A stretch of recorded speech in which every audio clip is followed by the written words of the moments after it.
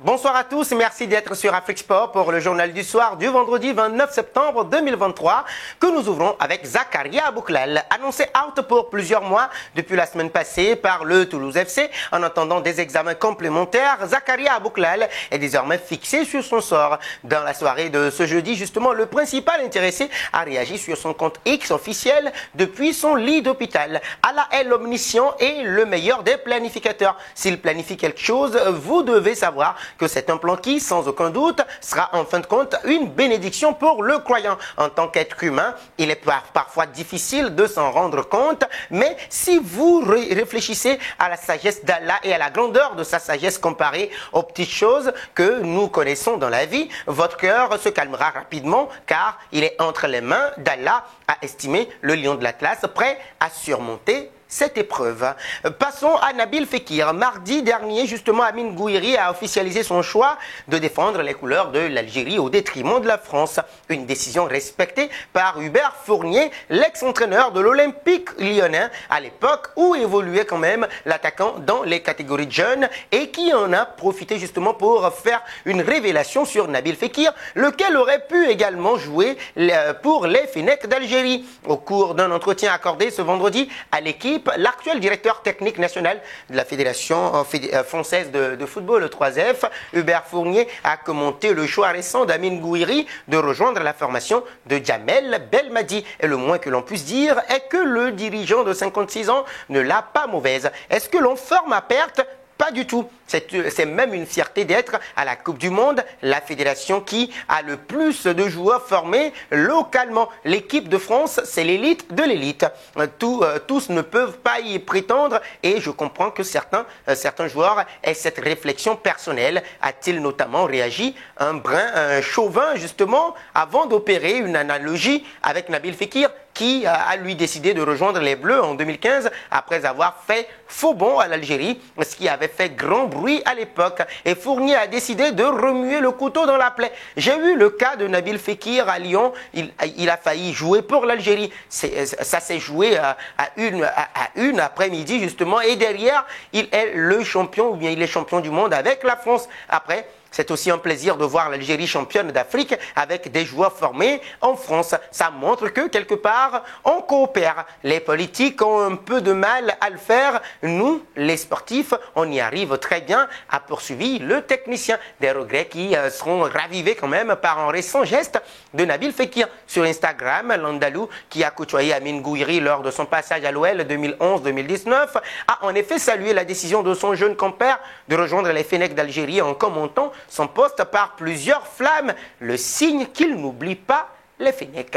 Passons à Achraf Hakimi, auteur d'un bon début de saison au sein de l'effectif du Paris Saint-Germain. Achraf Hakimi suscite toujours l'admiration et la confiance de Luis Enrique, devenu de plus en plus indispensable et efficace dans le système de jeu du technicien espagnol, passé par la Roja espagnole. Luis Enrique, Achraf Hakimi inspire justement confiance et sérénité au sein de l'équipe parisienne, de l'effectif parisien, j'allais dire, tant dans le vestiaire que sur le terrain. Interrogé lors de la conférence de presse d'avant-match contre Clermont à propos de la performance du Lion de l'Atlas en ce début de saison, Luis Enrique n'a pas manqué de préciser que le latéral droit de la tanière est en nette évolution et que ce n'est qu'un début. Ce n'est pas grâce à moi, mais grâce aux joueurs. L'idée offensive que nous avons va très bien et avec un profil de joueur comme Achraf Hakimi qui possède une grosse marge de progression, a confié l'entraîneur parisien. Depuis l'arrivée de l'ancien sélectionneur de la Roja espagnole à Paris, Achraf Hakimi a retrouvé sa forme,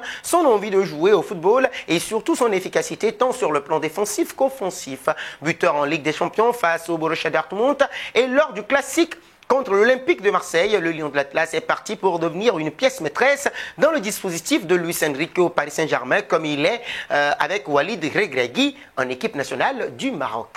Enchaînons avec Sofiane Amrabat. Environ un mois après son transfert sur le Gong vers le Manchester United, l'international marocain Sofiane Amrabat, 27 ans, 49 sélections, est revenu sur ces dernières longues semaines à la Fiorentina. Après plusieurs semaines d'attente à Florence, en Italie, Amrabat a fini par rejoindre les Red Devils sous la forme d'un prêt payant de 10 millions d'euros assorti d'une obligation d'achat de 20 millions d'euros auquel pourrait s'ajouter un bonus de 5 millions d'euros, alors que le milieu défensif avait clairement signifié son envie de départ à ses dirigeants depuis la finale perdue en Ligue Europa Conférence contre West Ham United 1-2 le 7 juin dernier, et le fait justement dans la foulée ses adieux à ses désormais ex-coéquipiers de la Viola. Manchester United a fait la montre dans ce dossier pour conclure l'opération seulement dans les dernières heures du mercato le 1er septembre. Oui, bien sûr, c'était frustrant à confier à Amrabat dans un récent entretien accordé à la BBC. Juste après le dernier match avec le club, finale de la Ligue Europa Conférence, la fenêtre était ouverte pour moi.